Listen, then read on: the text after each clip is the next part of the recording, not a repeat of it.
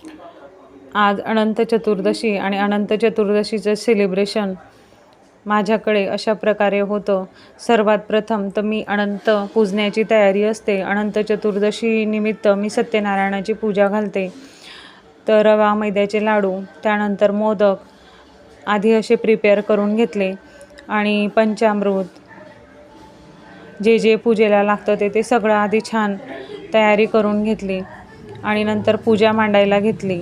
अशा प्रकारे सत्यनारायणाची पूजा मांडली आणि छानपैकी विधियुक्त पूजन केले.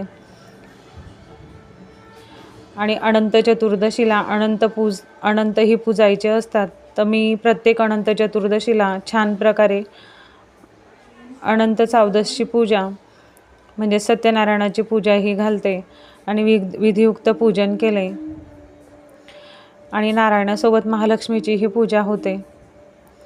आणि आज पूजा करता करता आपला बाप्पाही जाणार याचंही जरा मनाला वाईट वाटत होतं. पण बाप्पा जाणार आणि त्याला गोडधोडाचे मनसोक्त नैवेद्य लावायचे हेही मनात होतं. आणि पूजा वगैरे झाली, पोथी वाचली, छान प्रकारे आरतीही झाली. आणि बाप्पा बघा किती छान प्रसन्न दिसत होता. अगदी घर भरलेलं होतं पूर्ण. आणि छान विधियुक्त पूजन झाल्यानंतर खूप समाधान वाटतं. अशा पूजेनंतर छान छान जे नैवेद्य होते ते बाप्पाला लावले, अनंत पूजले. आणि अशा प्रकारे विधियुक्त पूजन करावे अनंत चतुर्दशीला. आणि मनसोक्त बाप्पाला नैवेद्य लावावे, जेणेकरून बाप्पा जाताना आपल्यासोबतच्या गोड गोड आठवणी सोबत घेऊन जाईल. बघा छान असा प्रसन्न दिसत होता बाप्पा. तुम्हाला कसा वाटला मला निश्चित कमेंटमध्ये सांगाल. आणि आजचा हा शॉर्ट्स व्हिडिओ कसा वाटला तेही मला कमेंटमध्ये सांगाल. आणि अशा प्रकारे असतं माझं अनंत चतुर्दशीचं पूजन.